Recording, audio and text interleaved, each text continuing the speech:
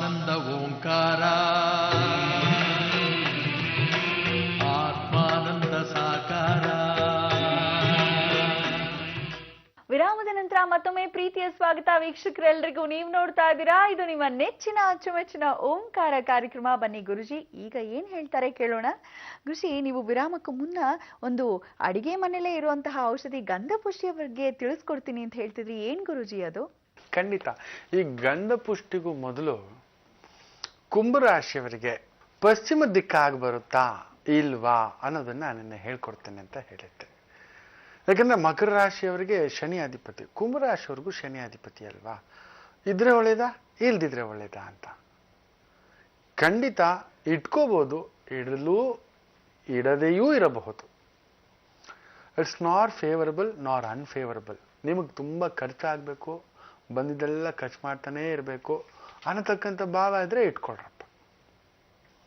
ಆದ್ರೆ ಕುಂಭರಾಶಿಯವ್ರು ನೀವು ಏನು ಮಾಡಿದ್ರು ಬೇಕಾದ್ರೆ ನಾನು ಚಾಲೆಂಜ್ ಮಾಡಿರ್ತೀನಿ ನೋಡಿ, ಎಲ್ಲಾದ್ರೂ ಹೇಗಾದ್ರೂ ಪಶ್ಚಿಮದಲ್ಲಿ ಒಂದು ಕಿಟಕಿ ಆದ್ರೂ ಇದ್ದೇ ಇರುತ್ತೆ, ಇರಲೇಬೇಕು, ಬಂದೇ ಬರುತ್ತೆ. ಆ ಬಾಗಿಲು ಬಂದು ಲಾಕ್ ಹಾಗೇ ಆಗುತ್ತೆ. ಹೇಗಾದ್ರೂ ಎಲ್ಲಾದ್ರೂ ಇಲ್ಲ ಪಶ್ಚಿಮದಲ್ಲೇ ಖಾಲಿ ಇರ್ತಕ್ಕಂಥದ್ದು, ಪಶ್ಚಿಮದಲ್ಲೇ ಸ್ವಲ್ಪ ಅಂಕು ಡೊಂಕು ಆಗ್ತಕ್ಕಂಥದ್ದು ಹಾಗೇ ಆಗುತ್ತೆ. It's fixed is A fixed. ಉಪ್ಪು ಉಪ್ಪೆ, ಅದು ಫಿಕ್ಸೇ, ಅದನ್ನ ನೀವು ಚೇಂಜ್ ಮಾಡೋಕ್ಕಾಗಲ್ಲ. ಏನ್ ಮಾಡಿದ್ರು ಅದು ಸಕ್ಕರೆ ಆಗೋಲ್ಲ, ಸಕ್ಕರೆನೂ ಫಿಕ್ಸೇ, ಅದು ಉಪ್ಪಾಗ್ಲಿಕ್ಕೆ ಆಗೋದಿಲ್ಲ. ಸೊ ಕುಂಭರಾಶಿಯವರು ಪಶ್ಚಿಮ ದಿಕ್ಕನ್ನ ಇಟ್ಕೋಬಹುದು, ಆದ್ರೆ ವಿಪರೀತ ಖರ್ಚುಗಳು ಬರ್ತಕ್ಕಂಥದ್ದಾಗುತ್ತೆ. ಆದ್ರೆ ನಿಮ್ಮ ಅದೃಷ್ಟ ಏನ್ ಗೊತ್ತಾ, ಅಷ್ಟೇ ಸಂಪಾದನೆನೂ ಇರುತ್ತೆ, ಬರುತ್ತೆ. ಹೇಗಾದ್ರೂ ನಿಮಗೆ ಈ ತಿಂಗಳು ಒಂದು 10,000 ರೂಪಾಯಿ ಬರುತ್ತಪ್ಪ ಅನ್ಕೊಳ್ಳೋಷ್ಟಲ್ಲ, ಅದಕ್ಕೆ ಮೊದಲೇ ಮಗನ ಫೀಸು, ಟ್ಯೂಷನ್ ಫೀಸು, ಮನೆ ಬಾಡಿಗೆ, current bill, water bill, phone bill, mobile bill, ration bill, ಈ ತರ ಎಲ್ಲ ಒಂದು ರೆಡಿಯಾಗಿ ಇರ್ತಕ್ಕಂಥದ್ದು ಇದ್ದೇ ಇರುತ್ತೆ. ಇನ್ನು ಪೂರ್ವ ಬೇಡವೇ ಬೇಡ್ರಪ್ಪ. ಕುಂಭರಾಶಿಗೆ ಶನಿ ಅಧಿಪತಿ, 7ನೇ ಮನೆ ಅಧಿಪತಿ ಸೂರ್ಯ. It is not favourable. ಒಬ್ಬ ಬಾಧಕ ಒಬ್ಬ ಮಾರಕನನ್ನ ತಗೋಬಂದು ಒಬ್ಬ ಕೆಡುಕ ಕುಡುಕ ನಡುಮನೆಯಲ್ಲಿ ಇಟ್ಕೊಳ್ಳೋದಾಗುತ್ತೋ, ಅವನಿಗೂ ನಮಗೂ ಕಂಡ್ರೆ ಆಗೋಲ್ಲ. ಕರ್ಕೊಬಂದು ನಡುಮನೇಲಿ ಇಟ್ಕೋತೀವೋ, ಯಪ್ಪಯ್ಯ ನಿನ್ ಸವಾಸ ಬೇಡಯ್ಯ ಅಂತ ಹೇಳಿ ಬಿಟ್ಟು ಹೊಡೋಗ್ತೀವಿ. ಒಂದಾ ಅವನನ್ನ ದೂರ ಹೋಗ್ತೀವಿ, ಇಲ್ಲ ಅವನನ್ನ ದೂರ ನಮ್ಮ ಶಕ್ತಿ ಇದ್ರೆ ಅವನನ್ನ ದೂರ ನಾವೇ ಇಟ್ಬಿಡ್ತೇವೆ. ಅವನ ಮಗ ಆಗಿದ್ರು ಕುಡಿದ್ ಬೆಳೆದ್ ಜಗಳ ಮಾಡಿ ಅಕ್ಕ ಪಕ್ಕ ಎಲ್ಲ ನೋಡ್ತಿದ್ರು, ಅವಮಾನ ಆಗ್ತಿದ್ದಪ್ಪಪ್ಪ ಅಂತಕ್ಕಂಥದ್ದಾದ್ರೆ ಏನ್ ಮಾಡ್ತೀವಿ, ಅಯ್ಯೋ ನಿನ್ ಸವಾಸ ಬೇಡಪ್ಪ. ಹೆಂಡತಿ ಮಾಡಿದ್ರು ಬಿಟ್ಬಿಡ್ತೀವಿ, ತಂದೆ ತಾಯಿ ಮಾಡಿದ್ರು ಬಿಟ್ಬಿಡ್ತೀವಿ. ಸೊ ಸೂರ್ಯನ ಸವಾಸಕ್ಕೆ ಹೋಗ್ಬೇಡಿ, ಪೂರ್ವದ ಬಾಗಿಲು ಇಡಬೇಡಿ. ಇಟ್ರೆ ಏನಾಗುತ್ತೋ ಗೊತ್ತಾ, ಪಕ್ಕ ನೀವು ನಿಮ್ಮ ತಂದೆ ಆಜನ್ಮ ಶತ್ರುಗಳಾಗಿವರಿ, ಇದು ನಿಶ್ಚಿತ. ಸರ್ಕಾರಿ ಮಟ್ಟದ ಕೆಲಸ ಒಂದು ಬಿಟ್ರೆ ಬೇರೆ ಯಾವ ಕೆಲಸದಲ್ಲಿದ್ರೂ ಅಧಿಕಾರ ಕಳ್ಕೊಳ್ಳೋದು, ಇಲ್ಲ ಮೇಲಾಧಿಕಾರಿಗಳಿಂದ ಒತ್ತಡ ನಜ್ಜುಗುಜ್ಜು, ಅವನು ನಿಮ್ಗೆ ಸುತ್ತಿ ತಗೊಂಡು ತಲೆ ಮೇಲೆ ಲಟ ಲಟ ಲಟ ಲಟ ಅಂತ ಹೊಡಿತಾನೆ ಇರ್ತಾನೆ. ಬೇಕಾದ್ರೆ ನೋಡಿ, ಆ ಕೆಲಸ ಆಗಿಲ್ಲ ಈ ಕೆಲಸ ಆಗಿಲ್ಲ, ಬರೋ ಅಷ್ಟರಲ್ಲಿ ಅಯ್ಯೋ ಹೋಗಪ್ಪ ಯಾವಯ್ಯ ಇವನು ಮನುಷ್ಯನ ಇವನು ಅನ್ನತಕ್ಕಂಥ ಒಂದು ಮಾತು ಅನ್ನಿಸ್ಬಿಡುತ್ತೆ. ಕಣ್ಣೀರು ಹಾಕ್ಬಿಡ್ತೀರಿ, ಹೆಲ್ತ್ ಅಪ್ಸೆಟ್ ಆಗುತ್ತೆ, ಓವರ್ ಹೀಟ್ ಪ್ರಾಬ್ಲಮ್ ಶುರು ಆಗುತ್ತೆ. ಪೂರ್ವದ ಬಾಗಿಲು ಇಟ್ಕೊಂಡ್ರಿ ಅಂದ್ರೆ ಕುಂಭರಾಶಿಯವರು it's minimum piles problem, motion problem, ಇಲ್ಲ ಸಿವಿಯರ್ ಓವರ್ ಉಷ್ಣ ಆಗ್ಬಿಟ್ಟು ನೀವು ಅನ್ಕೊಳ್ಳೋದು ಕೋಲ್ಡು ಅಂತ ಗಂಟ್ಲೆಲ್ಲ ಕರ ಕರ ಕರ ಅಂತಕ್ಕಂಥ ಕಫ ತುಂಬ್ಕೊಬಿಡುತ್ತೆ. ಇಲ್ಲೂ ಏನೇನೋ ಗಂಟುಗಳು ಬರ್ಲಿಕ್ಕೆ ಶುರು ಆಗುತ್ತೆ. ಗಂಟ್ಲು ನೋವು ಸಮಸ್ಯೆಯಿಂದ ಬಾಳ್ತೀರಾ, ಈ ಮೂಗಿನ ಸಮಸ್ಯೆಯಿಂದ ಬಳಲ್ತೀರಾ. ಖಂಡಿತ ಮೂಗಿಗೆ ಏನಾದ್ರು ಆಪರೇಷನ್ ಆಗ್ತಕ್ಕಂಥದ್ದಾಗುತ್ತೆ. ಮೂಗೊಳಗಡೆ ಏನಾದ್ರೂ ಗಡ್ಡೆ ಬರ್ತಕ್ಕಂಥ ಒಂದು ಪ್ರಭಾವ ಆಗುತ್ತೆ. ತಲೆ ಒಳಗಡೆ ಏನೋ ಸುತ್ತಿಗೆಯಿಂದ ಹೊಡೆದಂಗೆ ಭಾವ, ಕಣ್ಣಿನ ಒಳಗಡೆ ಚುಚ್ಚಿದಂಥ ಒಂದು ಭಾವ ಪೂರ್ವದ ಬಾಗಿಲಿಟ್ರೆ.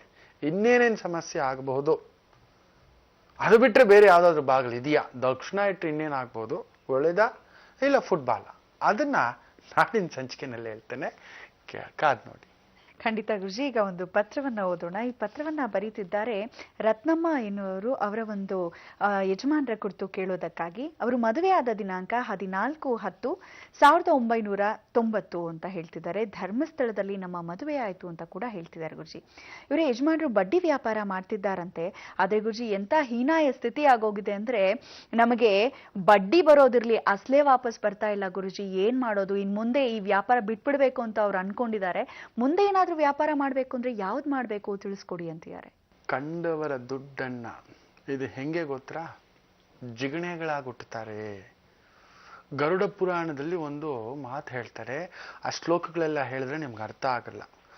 ಈ ಕಂಡವ್ರಿಗೆ ಬಡ್ಡಿ ಬಿಟ್ಟು ತಿನ್ನೋನ್ಗೆ ಜಿಗಣೆಗಳನ್ನ ಬಿಟ್ಟು ಕೊಲ್ತಾನಂತೆ ಯಮಧರ್ಮರಾಜ ಅಂತ. ಜಿಗಣೆಗಳು ಬಿಟ್ಬಿಟ್ಟು ರಕ್ತ ಹೀರುತ್ತೆ, ಅವು ಅಪ್ಪಾ ಬೇಡ ಅನ್ನಿಸ್ಬಿಡುತ್ತಂತೆ. ವಿಷ ಜಂತುಗಳನ್ನ ಚೇಳುಗಳನ್ನ ಬಿಟ್ಟು ಚುಚ್ಚಿಸುತ್ತಾನಂತೆ ಅಂತ ಹೇಳ್ತಾರೆ. ಅಂತ ಕೆಲಸ ಮಾಡಿದ್ರೆ ಹೀಗೆ ಆಗೋದು.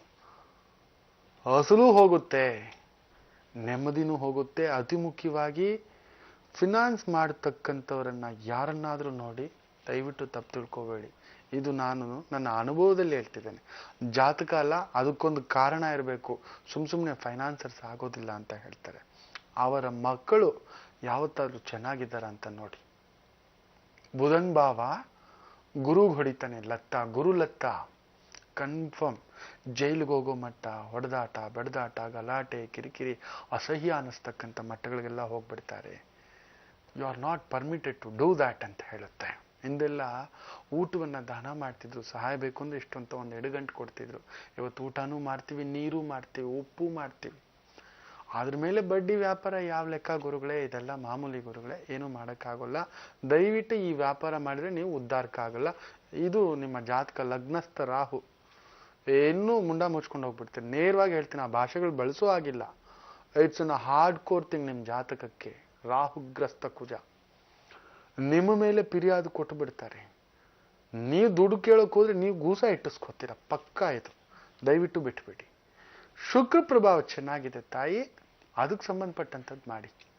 ಹೆಣ್ಮಕ್ಳಿಗೆ ಸಂಬಂಧಪಟ್ಟಂಥದ್ದು ಟೈಲರಿಂಗು, ಸೀರೆ ವ್ಯಾಪಾರ, ಬಟ್ಟೆ ವ್ಯಾಪಾರ, ಡಿಸೈನ್ಸು, ನಿಟ್ಟಿಂಗು, ಗಿಫ್ಟ್ ಐಟಮ್ಸು, ಬಳೆ ವ್ಯಾಪಾರ, ಫ್ಯಾಷನ್ ಡಿಸೈನಿಂಗ್ಸು, ಈ ಥರದ ಸಂಬಂಧಪಟ್ಟಂಥದ್ದು ಖಂಡಿತ ಜೊತೆಲಿ ಸೇರಿ ಮಾಡಿ ಅಭಿವೃದ್ಧಿ ಆಗ್ತದೆ. ಒಂದು ಟೂರ್ಸು, ಟ್ರಾವೆಲ್ಸು, ಹೆಣ್ಣು ಮಕ್ಕಳನ್ನ ಇಟ್ಕೊಂಡು ಮಾಡತಕ್ಕಂಥ ಯಾವುದೇ ಒಂದು ವ್ಯಾಪಾರ ವ್ಯವಹಾರಗಳಲ್ಲಿ ಅಭಿವೃದ್ಧಿ ಆಗುವುದು ಚೇತರಿಸಿಕೊಳ್ಳುವಿರಿ. ಗುರುಜಿ, ವೃಶ್ಚಿಕ ರಾಶಿಯವ್ರಿಗೇನೋ ಹೇಳಿದ್ರಿ ಈ ದಿನ ಹೇಗಿದೆ, ಸ್ವಲ್ಪ ಎಚ್ಚರವಾಗಿರಿ ಅಂತ. ಮುಂದಿನ ರಾಶಿಯ ಕುರಿತು ಏನ್ ಹೇಳ್ತೀರಾ ಗುರುಜಿ? ಖಂಡಿತ ಧನುರ್ ರಾಶಿಯವರಿಗೆ ಬಹು ವಿಶೇಷವಾಗಿ ಈ ಒಂದು ಸುಖಭಾವದಲ್ಲಿರ್ತಕ್ಕಂಥ ಚಂದ್ರ ಇವತ್ತು ವ್ಯವಹಾರದಲ್ಲಿ ಏನಾದ್ರೂ ಎಡವಟ್ಟಿಟ್ಬಿಡ್ತಾನೆ, ಎಚ್ಚರಿಕೆ. ಖಂಡಿತ ತುಂಬಾ ತಂತ್ರಗಾರಿಕೆ ಏನೋ ಮಾಡಕ್ ಹೋಗ್ತೀರಾ, ಶಾರ್ಟ್ ಕಟ್. ಆಗ್ಲೇ ಹೇಳಿದ್ನಲ್ಲ, ಬಡ್ಡಿ ವ್ಯಾಪಾರ ಅಂತ, ಬಡ್ಡಿ ಮೇಲೆ ಬಡ್ಡಿ ಆಸೆ ಬಿದ್ದು ಯಾರಿಗೂ ದುಡ್ಡು ಕೊಡಕ್ ಹೋಗಿ ಏನೋ ಲೆಕ್ಕಾಚಾರ ಹಾಕಿರ್ತೀರ. ಏನೋ ಒಂದು ಮಗನ ವಿಚಾರದಲ್ಲೋ ಏನೋ ಒಂದು ತಲೆನೋವು ಪ್ರಸಂಗ ಹುಡ್ಕೊಂಡು ಬರುತ್ತೆ. ಹುಷಾರು. ಅದಕ್ಕೊಂದು ಹೇಳ್ಕೊಡ್ತೇನೆ. ಧನುರ್ ಲಗ್ನ, ಧನುರ್ ರಾಶಿ ನೀವು ಮಾಡ್ಬೇಕಾಗಿರೋದಿಷ್ಟೇ. ನಿಮ್ಮ ಅಕ್ಕ ತಂಗಿ ಸಹೋದರಿಯರಿಗೆ ಆಗಾಗ ಸಿಹಿನೋ, ಹಣ್ಣೋ, ಸೀರೆನೋ, ಬಳೆನೋ, ಒಡವೆನೋ ಏನಾದ್ರೂ ಒಂದು ದಾನ ಮಾಡ್ತಾ ಬನ್ನಿ, ಅದ್ಭುತ ನಡೆಯುತ್ತೆ ನೋಡಿ. ಸಮಸ್ಯೆ ತಾನಾಗಿ ತಿಳಿಯಾಗ್ಬಿಡುತ್ತೆ. ಇವತ್ತಂಥದ್ದು ಮಾಡಿ, ಒಳ್ಳೇದಾಗುತ್ತೆ. ಅದರಲ್ಲೂ ಈ ಒಂದು ಬುಧನ್ ತತ್ವ ಅಂತ ಹೇಳಿದ್ರೇನೆ ಈ cosmetics, gift items, electronics items, ಆ ಥರದ್ದು ಏನಾದರೂ ವ್ಯಾಪಾರ ಮಾಡ್ತಿದ್ರೆ 2 ನಂಬರಿ ಕಾ ದಂಧ, 4 ನಂಬರಿ ಕಾ ದಂಧ ಮಾಡಿದ್ರಿಂದ ಮುಳುಗಾಕೋಬಿಡ್ತೀರಾ. ಎಚ್ಚರಿಕೆ. ಟ್ಯಾಕ್ಸ್ ಅವರು ಯಾರೋ ರೈಡ್ ಮಾಡೋದು, ನೀವೇನೋ ಅಂದರ್ಕ ಮಾಲ್ ಮಾರ್ತಿದ್ದೀರಾ ನೀವು ಅಂತ ಎಳೆದಾಕ್ಬಿಡ್ತಕ್ಕಂಥದ್ದು. ನ್ಯಾಯಾಂಗ ಇಲಾಖೆನಲ್ಲಿ ನೀವು ಲಾಯರ್ ಆಗಿದ್ರು, ಅಡ್ವೊಕೇಟ್ ಆಗಿದ್ರು, ವಾದ ಮಾಡ್ಲಿಕ್ಕೆ ಹೋದ್ರೆ ಇವತ್ತು ಎಡವಟ್ಟಾಗ್ತಕ್ಕಂಥದ್ದು ಆಗುತ್ತೆ. ಎಚ್ಚರಿಕೆ.